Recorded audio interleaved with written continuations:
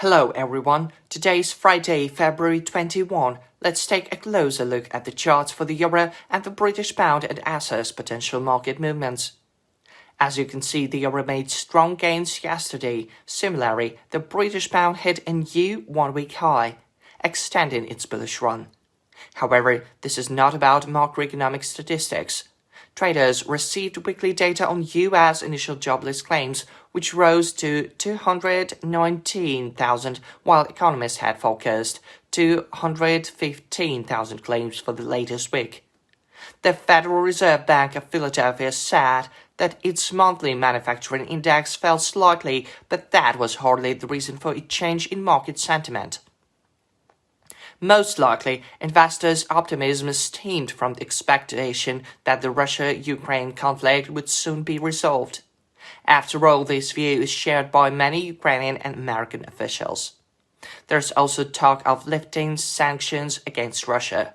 All of this contributes to optimism among market participants and a higher demand for risky assets, thus putting pressure on the US dollar.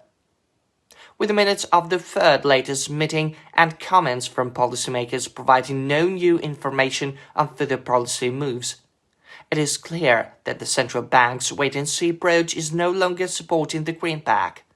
Only data indicating a surge in US inflation could lead to a sharp policy reversal and stronger dollar. In the meantime, the euro and the British pound continue to strengthen along with the other risky assets. Today's trading could also be bullish provided that the statistics are supportive.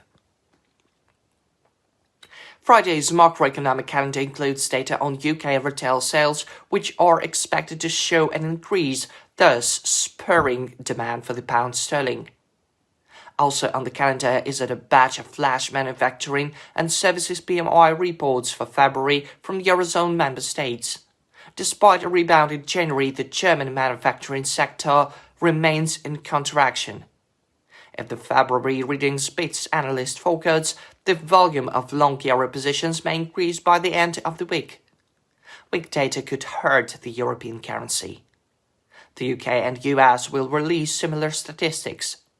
In the United States, the manufacturing and services sector are good in shape, with both PMIs standing above the 50-point threshold and separates expansion from the contraction. Disappointing data would put more pressure on the dollar, while upbeat data could reverse the situation. Traders should also pay attention to the University of Michigan's Consumer Sentiment Index and a speech by Federal Reserve Vice Chairman Philip Jefferson. However, the official is unlikely to say anything new as the Fed's stance is quite clear. Now let's move on to the technical analysis. According to the 1-hour chart, the EUR pair is approaching the high posted on February 14. A false breakout at 1.0512 will generate a sell signal, with the euro sliding to 1.0475. If the price breaks through and fixes below this level, the European currency could dip to 1.0441 and probably 0404. At this mark, I recommend going long on the rebound, expecting a 30-35 pip move.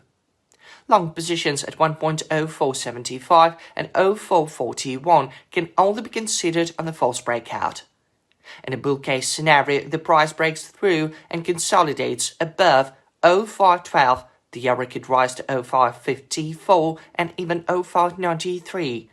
At this level, it would be wise to go short on the rebound to catch an intraday correction of 30-35 pips. Going short at 1.0554 and 0512 will only be relevant in the event of a false breakout.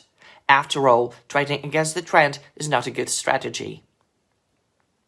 The situation is similar for the British currency. A decline followed by a false breakout at 1.2640 or 2602 would trigger a buy signal, allowing the pound-dollar pair to extend its bullish run. Going long on the rebound would be effective around 2561 in anticipation of an intraday correction of 30-35 pips. Selling activity is likely to increase around the 1.2683 level. A false breakout this level will generate a sell signal amid weak UK data. Alternatively, if the price breaks through and consolidates above the 26.83 mark, sterling could extend gains to 27.18 and even 27.61. At this level, I recommend going short on the rebound, expecting an intraday correction of 30-35 pips. Short positions at 1.2718 and 26.83 should only be opened on a false breakout. Good luck to all and have a great weekend.